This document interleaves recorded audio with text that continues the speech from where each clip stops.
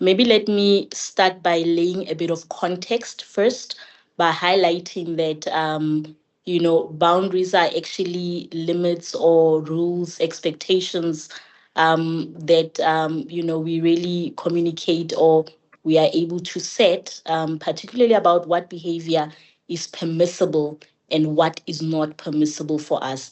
And I also want to highlight that it's very personal. Boundaries are very personal in a sense that, they vary from individual to individual, of course, depending on what your values are, what your value system is, and also looking into the type of relationship where the boundary is meant to be emphasized. It's also important to note that they help to protect us. They protect our personal space as well as helping us to preserve our resources or preserve ourselves. And in a way, I'd say, or just in a nutshell, I'd say that they are very important because they are a form of self care, and they are a way in which we basically prioritize our mental health or our mental well being. So there are different types of boundaries. The first one, it's an emotional or mental type of boundaries. And basically, this is boundaries where there are rules or there are expectations, particularly relating to the type of interactions that you go into in terms of what you deem to be appropriate or not appropriate in a relationship. A particular example could be, you disclosing or communicating that you are not comfortable in how you are spoken to in a particular relationship. Maybe let's look within a context of a marriage situation. You'd find that there's a situation where your partner or your spouse would speak to you in a particular way, but you're not comfortable with the type of choice of words that they use to communicate to you, or you are not comfortable with the type of tone that they use, or a particular topic that you're not comfortable with. When you set an emotional or a mental boundary, it's where you are able to actually communicate to them and say that, what, I am not comfortable with engaging or discussing this topic, or you talking to me in this way. Perhaps it could be, them talking to you in a way that is dismissive. Maybe it could be in a way of them talking to a way in which your needs are not really validated. So yeah, when you set an emotional boundary, it's your ability to be able to communicate or to set a rule regarding what you are comfortable talking about and what you are not talking about, or you are not comfortable rather talking about, in which manner. This also has to do with the type of information that you are comfortable disclosing. Like again, I said at the beginning that boundaries are very personal, also varying not just around your value system, but also the nature of the relationship. So you'd find that there are certain relationships where you are not really comfortable disclosing in-depth information about yourself. So the other boundary is a time boundary, and this, in essence, is boundaries relating to how you spend your time or how you choose to spend your time. An example would be, again, within a context maybe of a marriage, would be you saying now, there is a time where, I'd prefer just to have a bit of time for myself, just maybe to recuperate, maybe to reflect on my day, just so that when I come out of that personal time off, I'm a better version of myself, And I know that a lot of the times, especially within a marriage context, just allow me to maybe reference biblically. We are told in the Bible, I think it's Genesis 2, verse 22, that when a man gets married to a woman, they leave their father and mother and they cleave to their wife, and the two are no longer two, but they are seen as a unity. And a lot of times there's misinterpretation, particularly looking at that verse where now, we struggle with when do you maintain the oneness? but within the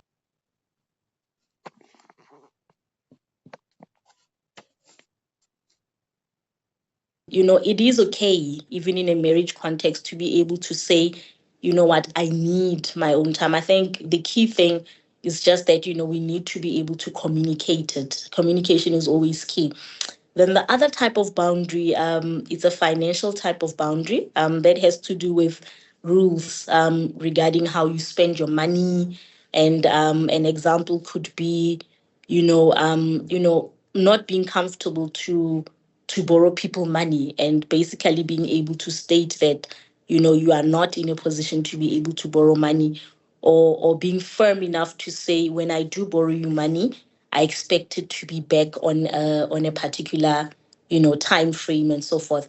Now, within a context of a marriage, perhaps what would be applicable there, we often see where a lot of spouses or people in the marriage, they start to lose their financial freedom, all in the name of, the two shall become one.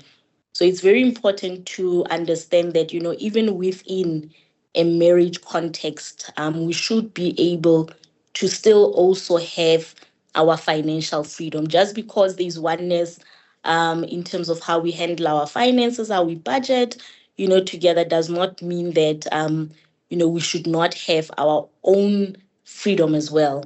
Perhaps maybe we'll explore some of these with questions later. We have seen in some situations where some spouses have stopped, some of their partners rather, from working. So that's just one of the ways in which a boundary could be enmeshed in such a situation, particularly a financial boundary. Then there are physical boundaries as well. These are boundaries relating to your own personal space, relating to touch and what you are comfortable with. An example could be, maybe communicating to your partner that, within a certain context, maybe when we are in public, I wouldn't necessarily be comfortable in, certain physical activities. Maybe I'd be more comfortable when it's a bit more private and so forth. And then there are also spiritual boundaries. Those are rules or expectations rather regarding your spirituality and the ability to be able to practice a faith that that makes sense to you. We also have seen where couples sometimes come from different denominations, and it usually becomes a challenge when they have to now get married, especially when the two faiths are very conflicting. So it's I think that's where we then also emphasize, premarital counseling. But the point that I'm trying to make is that it's very, very important for one to be able to be allowed to practice a faith that makes sense to them. They shouldn't necessarily be forced into practicing a faith that is anti their own belief. And then, of course, we have sexual boundaries. I think that is very self-explanatory. It's basically rules and regulations relating to, what you are comfortable with sexually, whether is it, exploring a particular style with your spouse, being touched in a particular way, which context are you comfortable, displaying such sexual activities. So in essence, those are boundaries and the different types of boundaries. And I also want to emphasize that, you know, when you do set a boundary, it's very, very important, first and foremost, to identify what your personal values are. You first start there. It's going to be a bit challenging for you to be able to set a boundary where you don't even know what is it that you believe in, what is it that you value. So you need to be able to identify, what values are important to you, and that's going to first and foremost set the tone for what type of boundaries you need to have. And then number two, you then need to identify which of those boundaries are negotiable and which ones are non-negotiable. And then once you have identified, what is important to you and what you value and which are negotiable or not, then you take it a notch further by communicating those boundaries then, to people around you or in particular relationships. And when you do communicate those boundaries, it's very important for one to be very clear and very specific. When it comes to boundaries, we usually emphasize that you need to be very concise. What we mean by that is that the less explaining you do, the better. An example could be, maybe an example of a physical boundary where you just tell a person that I prefer not to be hugged. Now, I'm saying maybe in a context of a work type of relationship, where you say, I'm not much of a hugger. In a work context, maybe I prefer more of a handshake. You don't need to explain why and all of that. So the more concise you are, the better it is for you to be able to communicate your boundary. And then one other thing, it's also very important to remain consistent. It's one thing to identify what your values and your boundaries are and um, being able to communicate them, but it's another thing to actually ensure that they keep going. So you have to remain consistent. And what we mean by that is that continue to communicate them. Sometimes people will try and disregard the boundaries, but you still need to continue being consistent in communicating your boundaries. And then I also want to emphasize, a lot of times there's a lot of misconception surrounding the issue of boundary setting. We often think that when you set a boundary, it means that you are cold and it means that you are dismissive and you don't have a lot of empathy. But I want to emphasize that you can still be kind, you can still demonstrate empathy, and you can still be gentle while still also being firm with your boundaries. And oftentimes, if you struggle with being able to set boundaries, that's where then we'd say perhaps consider getting professional help. Now, I'd also like for us to move to some signs to look out for that perhaps you struggle with setting boundaries. The first one is the inability to be able to say no. If you find that, you are a yes, ma'am, yes, sir type of person and you don't really have an opinion about anything, perhaps this is a sign or an indicator that you may be struggling to set boundaries. The other one, taking on responsibility that is meant for others. If you find that you are constantly taking on other people's responsibilities, it could be a sign that you struggle with setting boundaries.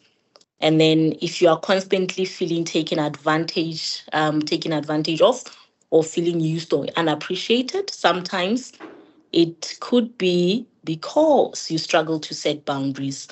And then, of course, also a difficulty expressing your needs or your expectations, or when you're just not happy with something, yeah, that could be a sign that you struggle with setting boundaries. And then, also feeling overwhelmed or drained because of taking on excessive responsibility could be one of the signs that you are indeed struggling to set boundaries. I think one of the things that is also important to highlight or to look at is, what do you really do when boundaries are constantly being crossed or when someone disregards your boundaries? You've done everything that you need. You've identified what your personal values are. You've communicated it. You've tried to be consistent, but someone constantly disregards these boundaries. First and foremost, I know it's nature, or it's natural rather, for us to often jump into conclusions and assume that a person is disregarding my boundary because maybe they don't respect it or they don't respect me. But I always say communication is key. So within a context, of a relationship such as a marriage, I would actually advise that if it's your spouse that is disregarding your boundary, please communicate about it. Don't be quick to assume or to jump to conclusion. to conclusions. Just communicate and sit them down and ask them, why do I get the feeling that you are constantly disregarding the boundary that I have set. And there could be a lot of reasons why. Perhaps maybe your tone was a bit harsh, of you communicating your boundaries. Remember, I said that you can still be gentle and you can still show, demonstrate empathy when you do set boundaries. So perhaps you find that the way in which you communicated your boundaries, your tone was a bit harsh. Therefore, it led to some sort of confusion and maybe resistance on the end of your partner. Hence, they struggle to really maintain the boundary or adhere to the boundary. Another reason could be that maybe the issue or the concept of boundaries and setting boundaries, it's a completely foreign concept to your partner.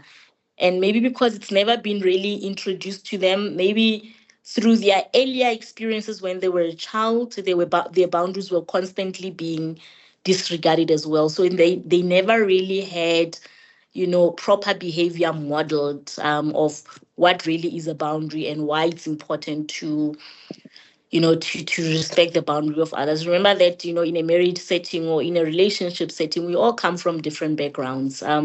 So our background essentially shapes our viewpoint of the world. So you may find that, your partner is not really disregarding your boundaries because they just don't respect you. It could have, that could be a factor that it has never really been modeled to them in their upbringing.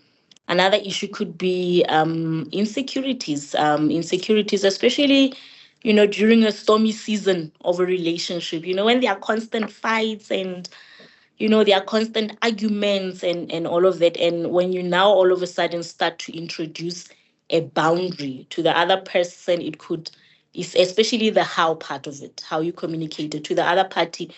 It could basically say that, this person is now pulling away. Other things could be childhood traumas.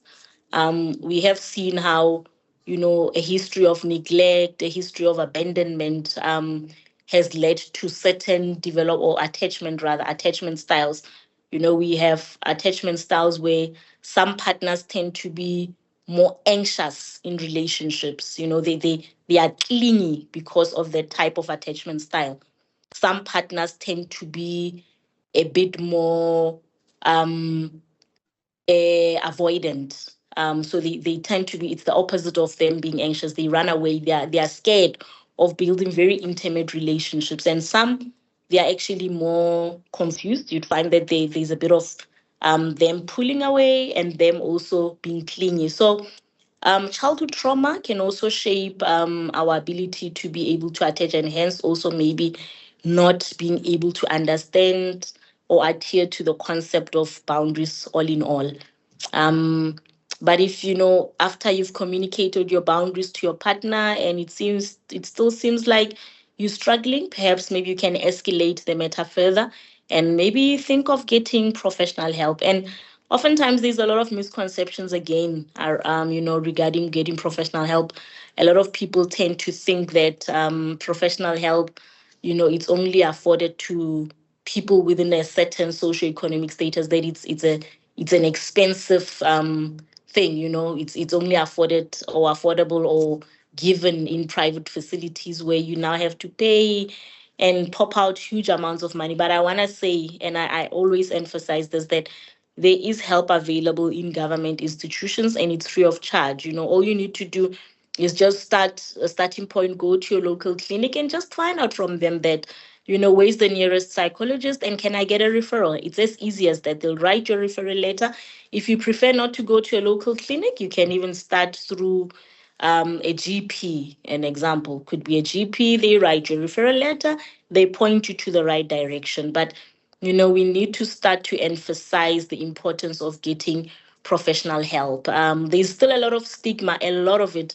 We have come a long way. Yes, we are more receptive of mental health and mental health awareness, but we also still have a furthermore long way to go. There's still a lot of stigma still surrounding mental health and getting help. So, a lot of the time, some of the misconceptions is that when you go get help, it's a sign that you have failed or it's a sign of weakness. It's a sign that you are not prayerful enough. And but I want to emphasize that, we are human, and we will go through normal human experiences. And some of the challenges that we go through, some of the traumas that we've been through, are just normal experiences that all humans are exposed to. So we need to really, emphasize the fact that getting professional help is okay. It is a good thing. It's not a bad thing.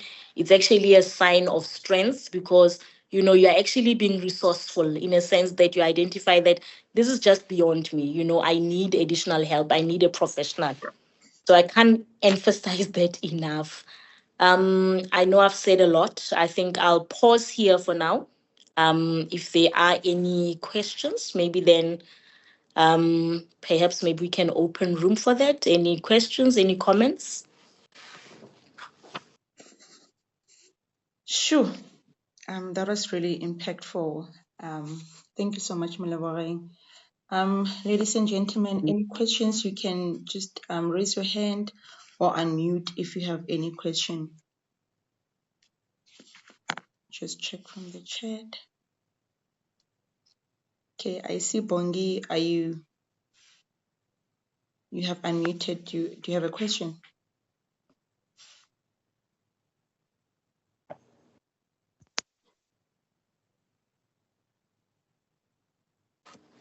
Okay. Suna, yes, you can go. Thank you very much. Thanks, Molebogeng. Indeed, that was impactful.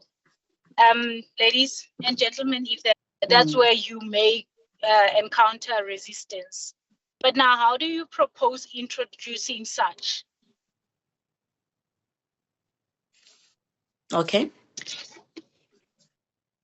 Thanks. To answer? You can answer that one. You can answer that one. I was mute. Yes. Obviously, in a healthy relationship, communication is key. It's important, and furthermore, it's important to be able to communicate your own needs, and your dissatisfaction. So I believe that in a healthy setup, your partner would want to understand when you are not happy, would want to meet you at your needs, would want to meet you at your expectations, even if it's a completely foreign topic altogether. So I'd say, just communicate with them. And obviously, when you do communicate, like I said, it's very important to look at, the how part of it. If you're going to introduce boundaries in a harsh manner, if you are blaming and, pointing fingers that I feel unheard, or I feel non appreciated by you, and moving forward, this is what's going to happen. Most likely, they are going to receive it with a bit of resistance, and it's not going to be effective, the type of boundary. But if you sit them down and highlight why it's important for you, to have this boundary in a calm manner, in a soft manner, in a way that is not dismissive, in a way that they also have room enough for them to be able to talk, and you also listen to them and you validate them, then chances are that may improve the ability to be receptive to the boundary that you are setting. And like I said, maybe there could be other factors that complicates things, that make someone not to really be receptive to it, not just because it's a foreign topic altogether, but like I said, maybe childhood issues. If we're still struggling because of that, then professional help is then indicated, because it's going to actually be able to help. Yeah, it really goes a long way. Thank you for that. I actually had the similar. Are you answered? I am answered. Thank you very much. All right, thank you. I actually had the same question, right? I mean, you have been married for 10, many years, or 5 years, whatever years, and now you want to start setting those boundaries. I just want to give an example and tell me, how do we now go about it? For example, the physical touch that you mentioned. I was not, comfortable with maybe holding hands in a public space. And then suddenly I get teachings like this and I'm reflecting, on my principles and what I really, like and enjoy. And I want to start setting those boundaries to say, you know what, love, holding hands in public spaces, I'm not really comfortable with it. You might find your spouse might feel like, okay, is there anyone out there? Like, why now? Why after such a long time? Or sexual boundaries, suddenly you don't, want to do certain things because you haven't been comfortable. If you're like me and you were struggling to set boundaries for so long, and then you're getting teachings like this, or you're even getting a professional help to help you set boundaries. But now this person is used to this person, for the longest time. And now you're coming to say, hey, hang on, I haven't been, feeling this. And now you start, like, you're learning to say no because now you are getting help on the side. So, like, where do you start? Like, how do you start?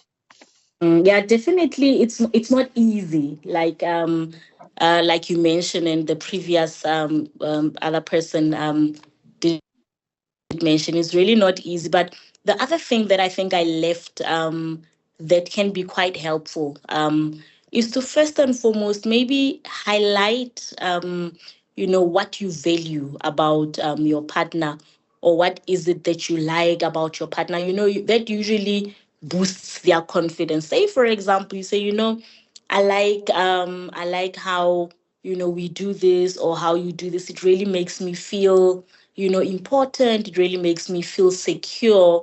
And then now you move to the other part. You say, however, when it comes to holding hands in public, I feel very uncomfortable. And maybe also then take it a notch further and explain your reasons behind it.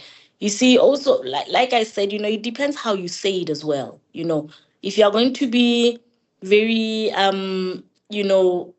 dismissive while you're doing it, if you're going to be very harsh when you do it, the likelihood is that there's going to be a lot of resistance.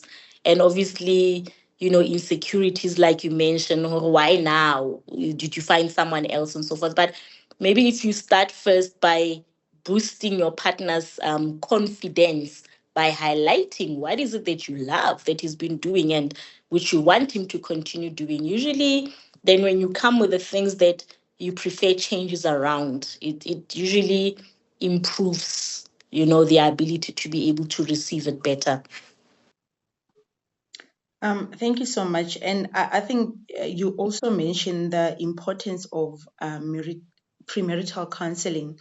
And I'm thinking now that, okay, things like this you might discover them when you do like a proper premarital counseling, but also we evolve, we grow, we Yes. change, Yes. and we pause and say, hey honey, I have changed, I no longer enjoy ice cream, can we rather do coffee, you know yeah, I think marriage is a constant, like it's a learning, institution that we never graduate from. And couples needs to be open to learning each other or relearning each other and understanding that we are Yes. growing, our interest changes over time. And yeah, I think counseling should not be, or therapy should not be because we're going through some, difficulties in marriage. Yes. But as we grow, we need to, it's a check-in, like when you go Yes. to your doctor for a Yes. checkup, am I still okay? My Mm, sugar level, my blood, mm, this I think is also very important to just do a regular check-in. Sometimes you just, go, with the flow, but we are mm, growing older together unhappy, not really, falling in love with this person like like we used to, because they have changed. mm, And no one wants to talk, because when you talk you feel like it might cause some conflicts. mm. No, definitely. Definitely. I do agree with you when you say that we are constantly growing, we are constantly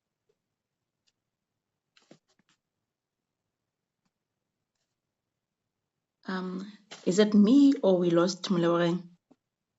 I'm just sitting here and I'm thinking, if you are someone who is very brave and quick to set boundaries and communicate them well and stuff. But then you find maybe after you've drew that line and said, okay, you don't jump here, you realize, ah, man, maybe I shouldn't have, And then now there's that risk that if you consistently go back to say, I've changed my mind about this, then you might not be taken seriously in future when you're now putting a boundary there. So I was just thinking, how do you then balance that? Personally, I wouldn't say I've changed my mind because I would fear that I'll be known not to stick to whatever decision. I'll probably say, oh no, Sanasam, I think I'm doing it for you. I see how much it means to you or whatever the case may be. But I was just thinking if those changes, chop and changes, don't open a door yokuthi in future ungathathwa serious when you are now drawing the line.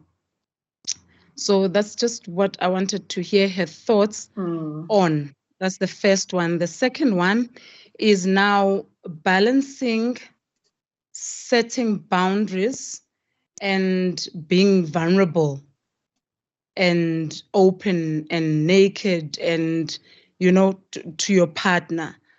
Where, how do you balance the two so that you're not seen as someone wena ufuna ukulawula imali yakho, ufuna ukulawula this, I don't know. I hope I'm making sense. Thank you. All right, thank you, Zinzi. Yeah, Molebogeng is back. Did you get the first question, Molebogeng? Or did we? No, I didn't. Sorry for that. I think I got cut off network. Maybe you can just reiterate it. I didn't get that. Personally, I'm someone who's not scared to set boundaries and stuff, ne? But I realize sometimes that maybe I was just too harsh. It was an unnecessary boundary, right? Then obviously communicate the change and whatever. But I always feel like, is there no risk in that? Actually, in future, when you are setting boundaries, they might not be taken seriously because you are known to chop and change. So that was just roughly or in summary what I was referring to as my first thought.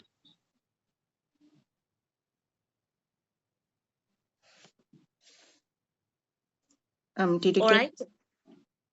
Yes, I got that. Maybe can you just provide us with a bit of an example Okay, no regarding problem. the change? Is the change related to one boundary that you have set? Then next time the very same boundary you go back on it. Or what do you Let's say mean? it's completely different boundaries. Maybe I say, if your mom comes to our house, I'm just making an example. She shouldn't stay over a week, right? And then we discuss it. I give my reasons, and then it's accepted and it's respected, right? And then maybe a few months down the line, I realize, ah, man, it's not a big deal. She's easy anyway, and whatnot. Then I decide, okay, no, it's okay. Mommy can come and stay longer. And then next time, it's something else that's not even related. You understand? I'm just thinking because Yes. I guess others are easily say yes to things and don't easily set the boundaries. And I feel I'm more on the opposite, where setting boundaries is not that difficult for me. Difficult for But you. then I would realize, oh man, I really didn't have to this time. Yeah, I think within a context of, like I said as well, it's important for us to really be able to distinguish between the different relationships. So, what is applicable in one relationship, or what goes, or what is, the rules for a particular relationship, wouldn't really surface in a particular relationship. So, let's say maybe it's a marriage type of relationship. I'd actually encourage that when you do set a boundary, there you need to communicate your reasons. So sit down with your spouse. Remember that, we say that you are one now. So it's not just a matter of you dictating and say, this is my boundary, we are gonna go by it, and that's it. So you sit down with your spouse, you communicate that I am not comfortable with this particular person coming to our house or staying for a certain amount of time. And these are my reasons. And once you set your reasons, perhaps maybe, you and your partner could come to some sort of negotiation, something you can negotiate both on your end. And once you negotiate both on your end, it's something that works for both of you as a unit, without necessarily compromising the needs of you as individuals. So once you are able to then sit together, talk about your boundary and why it's important for you, you are able to come together to, one that's going to work for both of you. So you are able to negotiate. Remember that, we often emphasize that in a relationship, it's about both partners being able to meet each other halfway. So that's the whole concept behind it.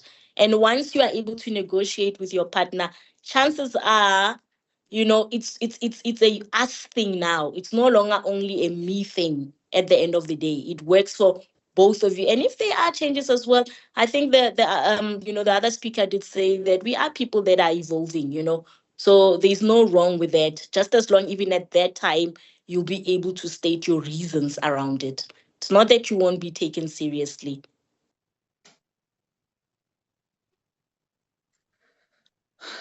Sure. Are you answered, Senzi?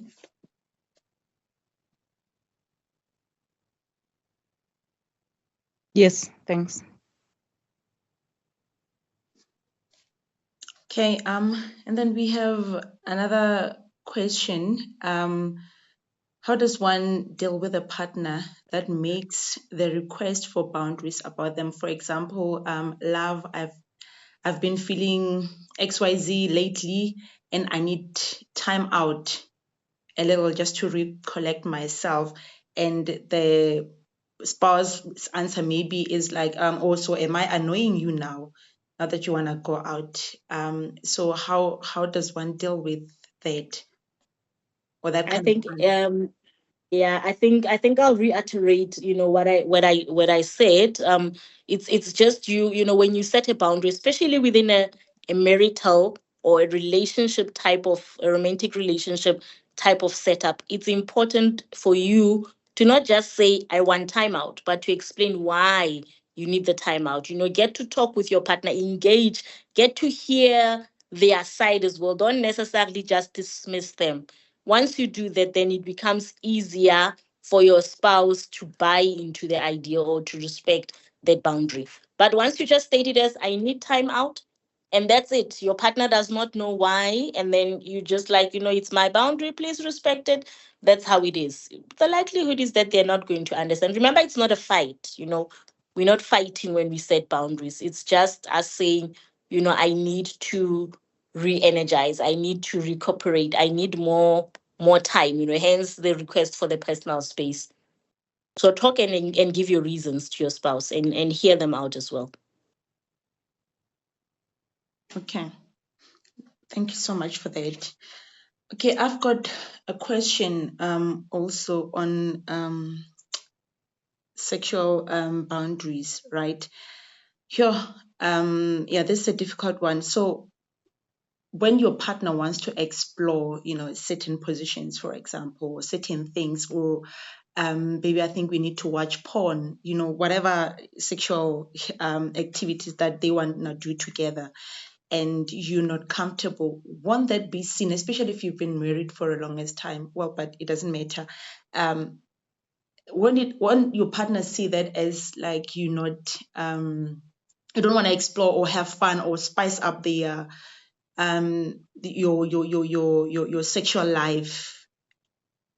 Like, how I do think that how do you balance that? I think again, communication as well.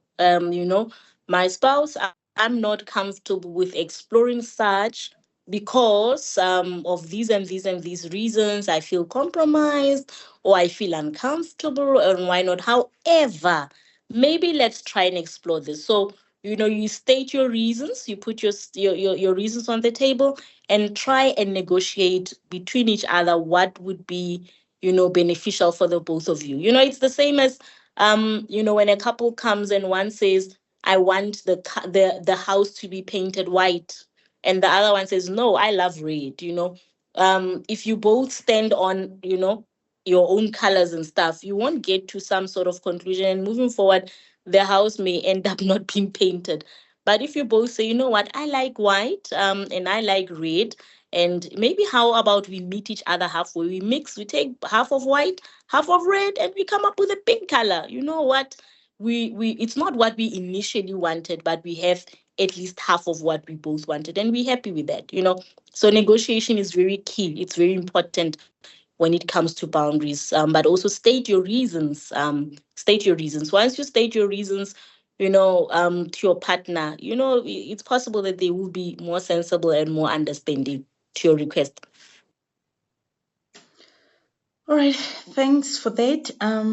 There is another question from Zinzi on the chat box. My second question was balancing boundaries with submission, openness, or nakedness, etc. Yeah, I think it's one and the same thing. Sit down your partner, talk with them, tell them why you're comfortable with this or why you may be uncomfortable with this. You may find that your uncomfortableness with something is also your boundary. Perhaps maybe it's invading your spiritual boundary. So talk to your partner, talk to your partner about it and explore ways in which both your needs are going to be met and you are in a space where you are both comfortable. So communication is key. It's very key. And if you find that as a couple you are not able to communicate in such a way that you are able to negotiate, then perhaps it's then indicated that we should also try and explore the option of getting professional help. With professional help, definitely one of the things that they'll do is that they get you to a point where you are both able to hear each other and where you are able to validate each other and come to some sort of negotiation that's going to be comfortable or make both of you happy at the end of the day. Sure. Thank you so much. Appreciate that. Yeah, I don't see any more questions. I think you can continue.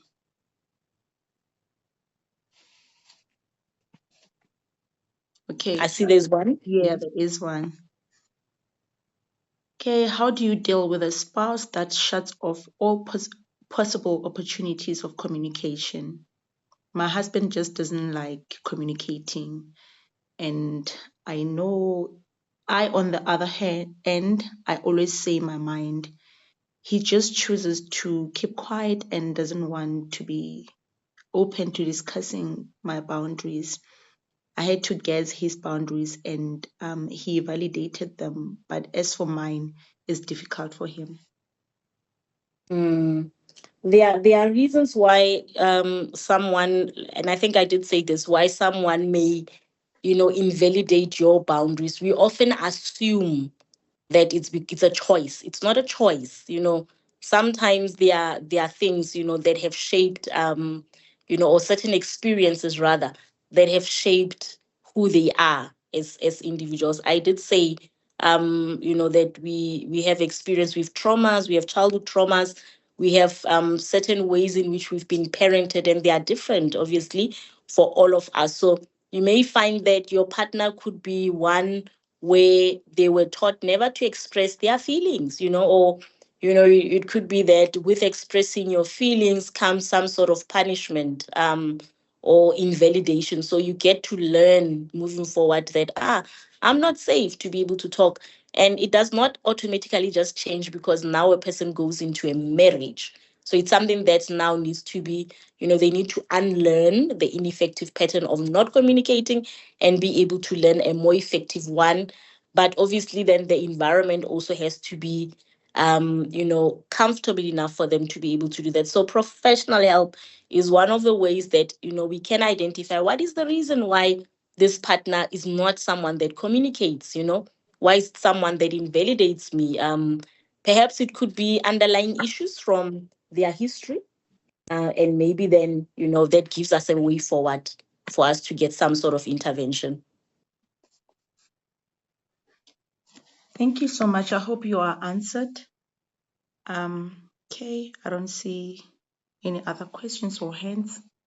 Let me just check my WhatsApp as well.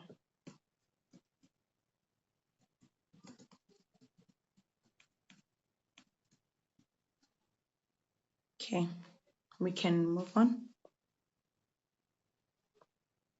I think from my side, I've more or less said what I need to. But the most important thing that I want to highlight is that we need to be able to get professional help. I also liked what you said when you said that we don't only get professional help when things start spiraling out of the way. We need to make it a norm. Starting from just premarital counseling, just to go through things. We all have different value systems. You'd find that it's different value systems regarding spirituality, it's different value systems regarding finances, and regarding how many children we want, regarding what punishment we deem to be the most appropriate and stuff like that. And if we don't deal with such stuff prior to the marriage, those are things that could potentially cause a bit of some challenges within the marriage. So it's important to go for professional help prior to you getting married, within the marriage, like you said, just as a check-in, and also as a way of managing whatever challenges may pop up as you guys are constantly evolving, constantly growing within the marriage. But boundaries are very important. Boundaries are not necessarily us being dismissive, like I'm saying, but it's you can still be kind, you can still be empathic or understanding to the person that you are communicating the boundary to. You can still be able to listen to them as well while you are still being firm in your boundaries. And if you find that you struggle with setting boundaries due to a number of factors, whatever reasons, then we always advise professional help, professional help, professional help. If we don't take care of our ability to be able to communicate boundaries later on, they can cause even more challenges. We have seen that people that often struggle with depressive symptoms, what is very common to most of them is the inability to be able to set boundaries. Some of them, they also struggle with anxiety related disorders and other conditions as well. So boundaries are key. They are very, very important. If you don't have boundaries, your subjective experience of the world is one of, you feeling very overwhelmed, and you're not being able to focus your energies and your resources on what really is important. So professional help is key where we struggle. Sure. Thank you so much. I'm coming for counseling. I've been struggling for years. I just felt like when you're starting, you're talking about me. We have more questions. Right? Please comment on cell phone boundaries in a relationship. To what extent should we have boundaries? The two shall become one, right? I knew that question is gonna come. Yeah, it's a bit of a challenging one, that one. But I'd say that even in the context of whether it's a relationship, a long-standing relationship, whether it's a marriage, we need to respect each other's privacy.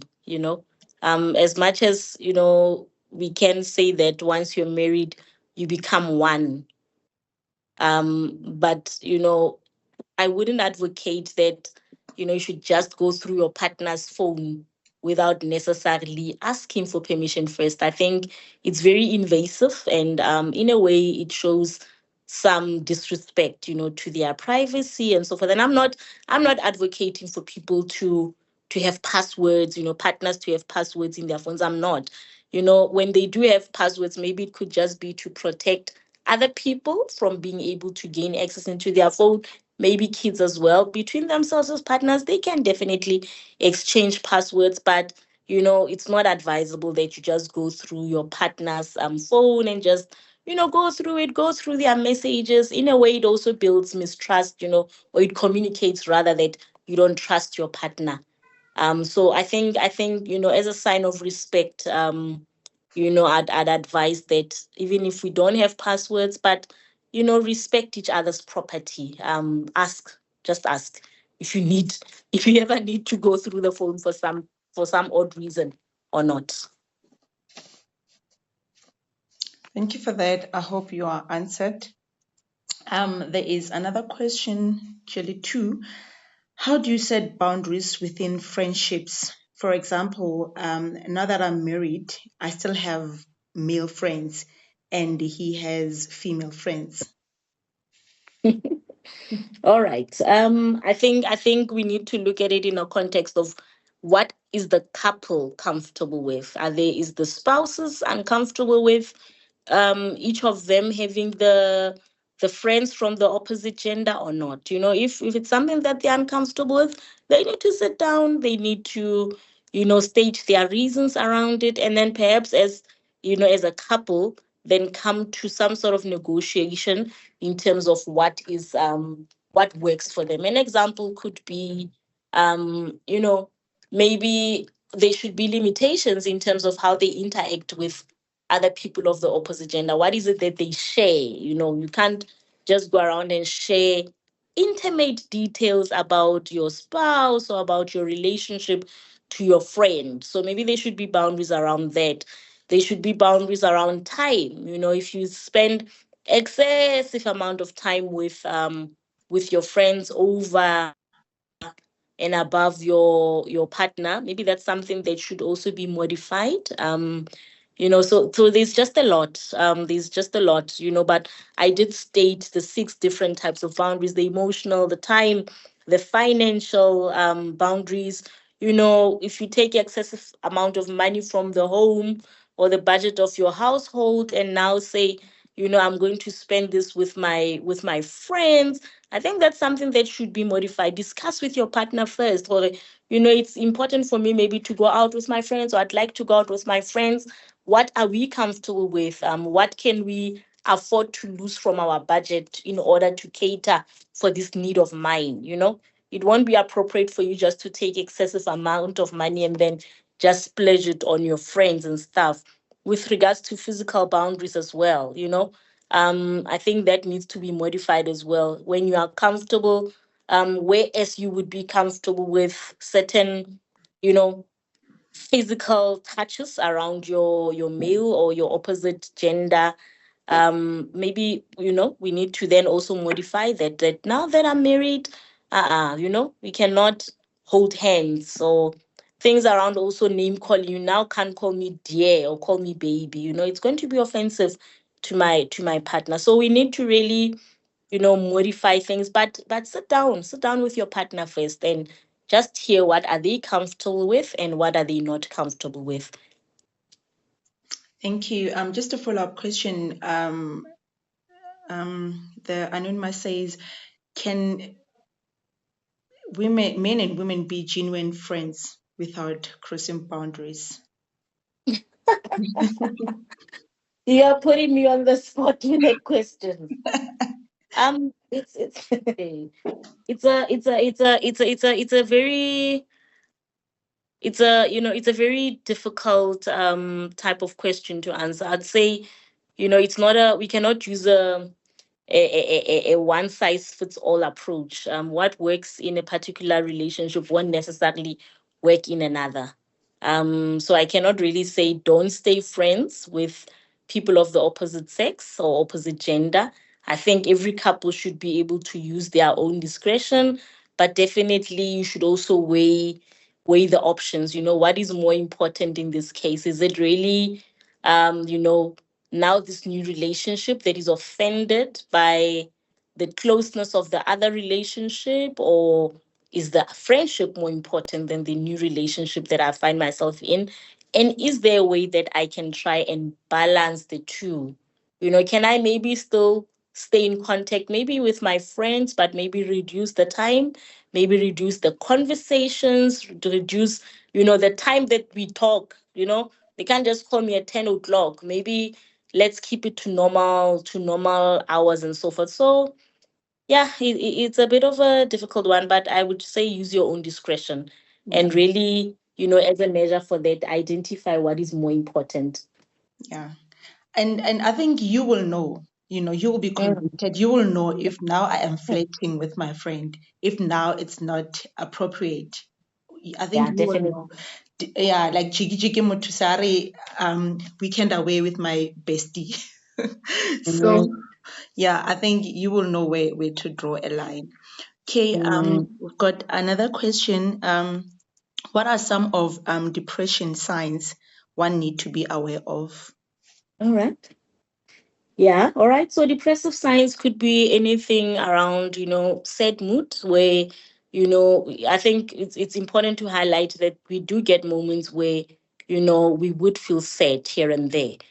But, with depression, you'd find that the sadness, it happens a lot more days than often or than what is usual. So you'd feel sad most of the time, and then there'd be a certain lack of interest in activities that you would normally be interested in. Say, for example, you are a person that is very outgoing, but now that you are now feeling depressed, you tend to be more withdrawn. You want to spend time more on your own or spend time more indoors. So there's a sudden lack of interest, and then there's a loss of appetite as well.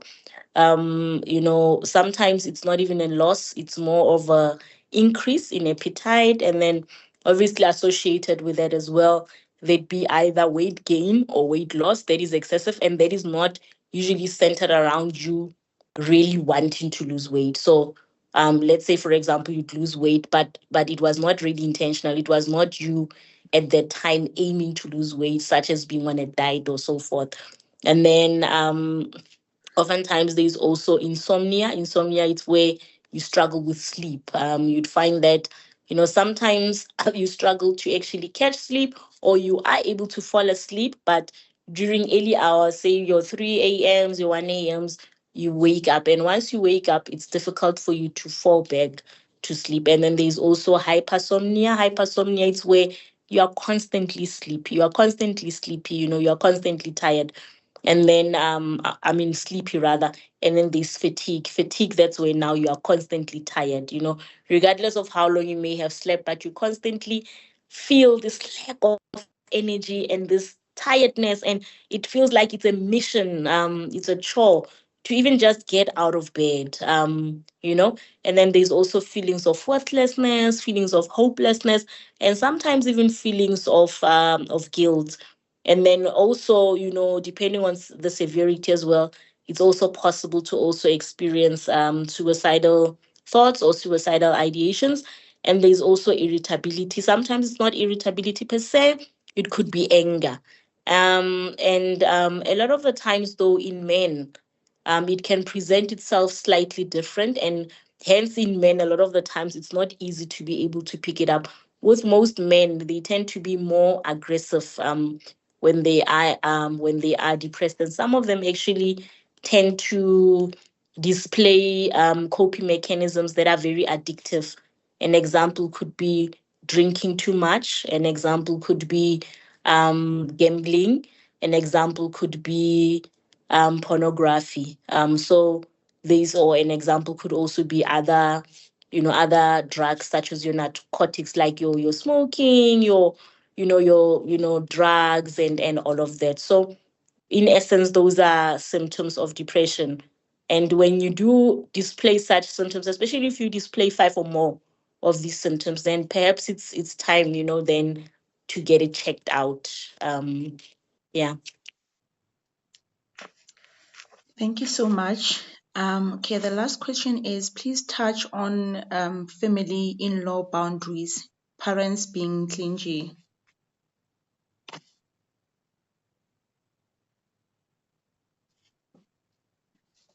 Sure, I've been talking on mute. Okay. The question, sorry, there's a question. Please touch on family in-law boundaries, parents being clingy. Parents being, Clingy. that's parents of the spouses. Yes, the in-laws. All right. Okay.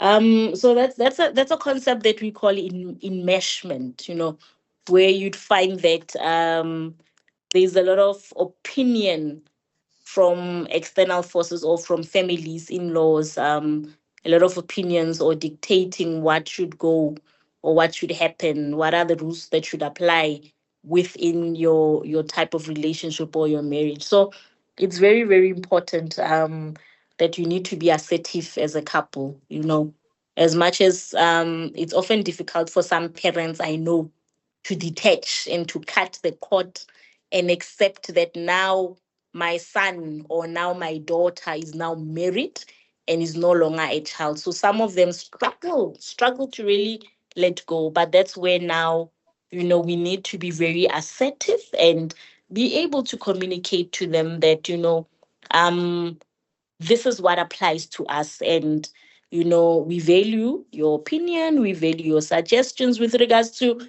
this is how we should raise our kids, for example, But we don't think that's going to work for us. But we really appreciate it.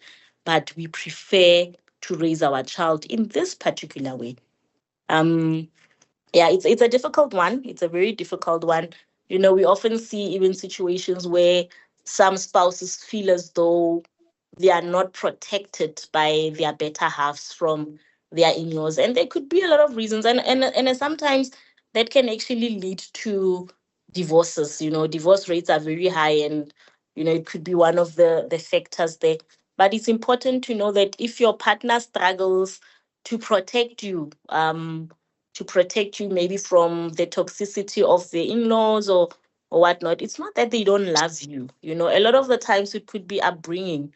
You could just find that they were raised in such a way that they were not encouraged to express their needs. They were raised in such a way that their needs were constantly being invalidated. And so, a fear developed in them. And so they grow up with this thing not to be able to stand up to their parents. So they grow with that, and it goes into marriage. Does not necessarily go away just because now they are married. So it's something that can then benefit from the couple getting professional help such as therapy.